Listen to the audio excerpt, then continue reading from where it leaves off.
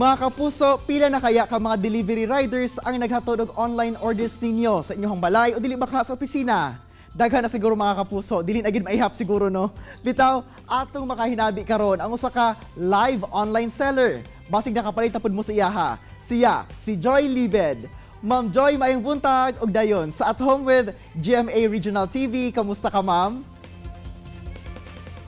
Maayong buntag sa dara kaninyo tanan, maayo kaayo ko. Although naga-lockdown, maayo gyapon padayon gihapon.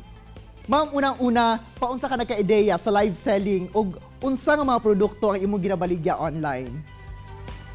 Well, personally, mahilig jud ko mamalit og items online.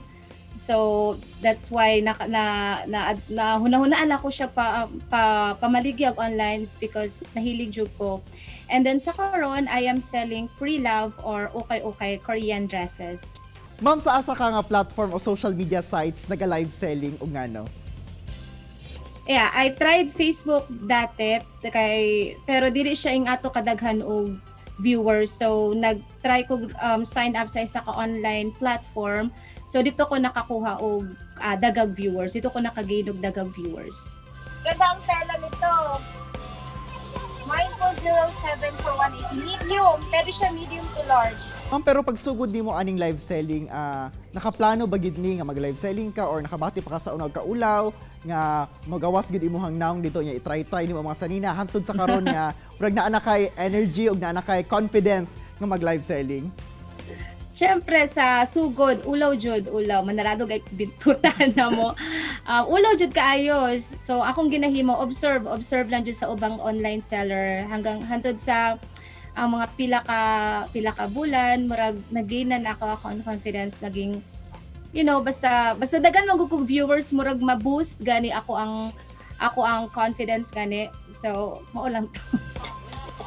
Mahal kasi to. Puro usually maxi. Marami ako maxi. Pero marami pa kasi kung hindi na nabuksan nung nakaraan. Okay, large to XL for 200. 200 pesos yan. Ang code is 901. Mine 901. Ma'am, naa ba kay ginaset nga mga rules sa imong mga viewers sa live selling ug unsa ni nga mga rules, ma'am? Yes, dapat na-adjust rules permi para ma-aware si customer o para maiwasan nato ang mga bogus buyers. So for me, since Davao man ko and then most of my customer are from out of the city, so ginaingnan jud nako sila permi na you have to check your shipping fee first because namang with tendency na kapag mahibalaan nila, late na ganit nila mahibalaan, mag-cancel sila kay madakan sila sa shipping fee. Then also aside from that, dapat mga simple rules like cancellation is not allowed, tapos yung mga no PM, auto cancel order. Mga ingato lang good na rules.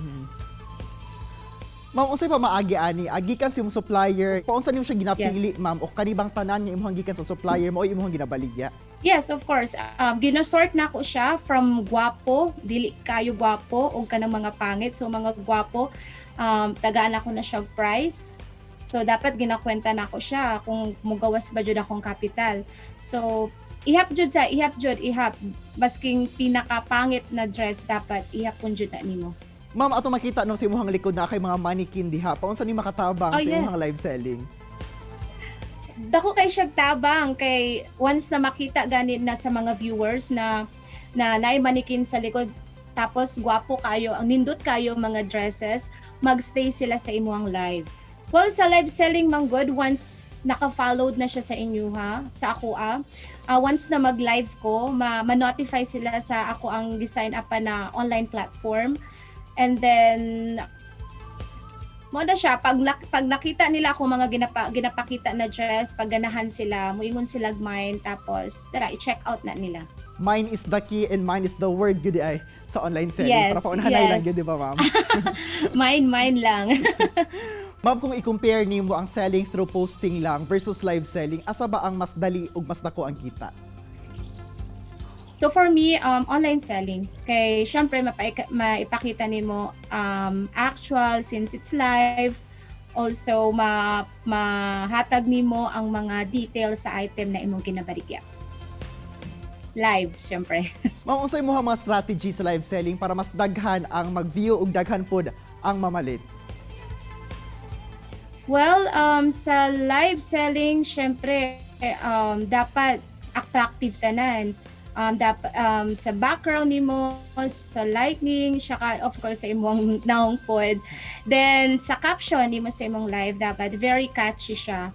So like for example, butangan nimo imong caption og COD or cash on delivery kay most of the people nowadays mas prefer nila ang COD or cash on deliveries. And pwede sad nimo butangan og mga flowering words like reseller price here or 10 plus 1, mga ingana god, or pag naabot na kag 10, na siya free shipping, mga ingana. Ma'am, kini very important. In an average, mga pila pod ang kita nimo per live selling?